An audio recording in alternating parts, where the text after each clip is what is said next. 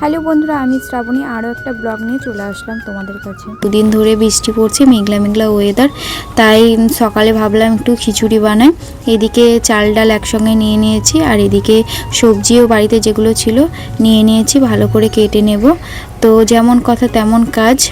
তো বাবা বলছিল যে আজকে মেঘলা মেঘলা ওয়েদার, তো সকালে একটু খিচুড়ি বানাস, তোর প্রেসার কুকারের খিচুড়ি। যেমন কথা তেমন কাজ, সব কিছু ভালোভাবে ধুয়ে সবজি, চাল ডাল, লঙ্কা, পরিমাণ মতো নুন আর 2 ফোঁটা তেল দিয়েছি যাতে উতলে না পড়ে। তো 2টো সিটি আমি মেরে নেব।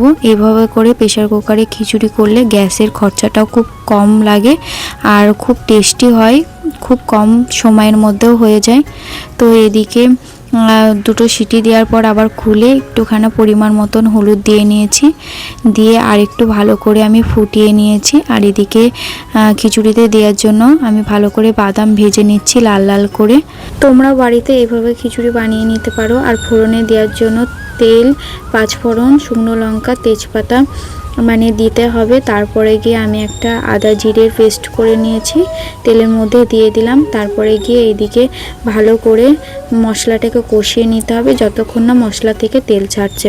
ওদিকে আমার খিচুড়িটাও খুব সুন্দর হয়ে গেছে, তোমাদের তো দেখতেই পেলে একদম পারফেক্ট সিদ্ধ হয়ে গেছে, সব কিছু মাখো মাখো হয়ে গেছে।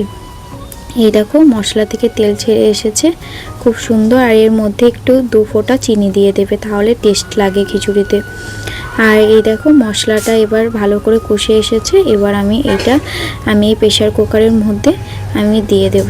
তারপরে আমাদের ঘরের একটু ঘি ছিল, ওটাকেও দিয়ে খিচুড়ির মধ্যে দিয়ে দিলাম।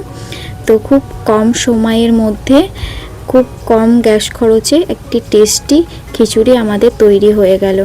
দেখেই কেমন লোভনীয় লাগছে না? আর এর মধ্যে বাদাম দেওয়া আছে, বাড়ির সবাই বলছিল নাকি খুবই ভালো হয়েছে খেতে।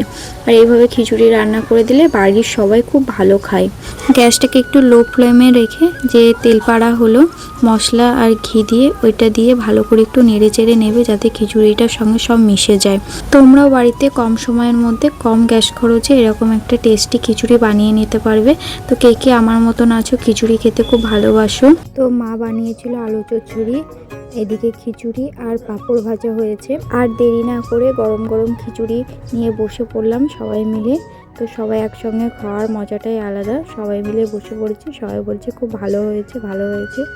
তো তোমরাও বাড়িতে এভাবে খিচুড়ি বানিয়ে খেও, আশা করি তোমাদেরও খুব ভালো লাগবে। এই ভিডিওটি যদি তোমাদের ভালো লেগে থাকে বন্ধুদের সঙ্গে শেয়ার করে দিও। আর এরকমই যদি আমার রেসিপির ভিডিও দেখতে চাও তাহলে কমেন্ট করে জানিও। বাই বাই বন্ধুরা।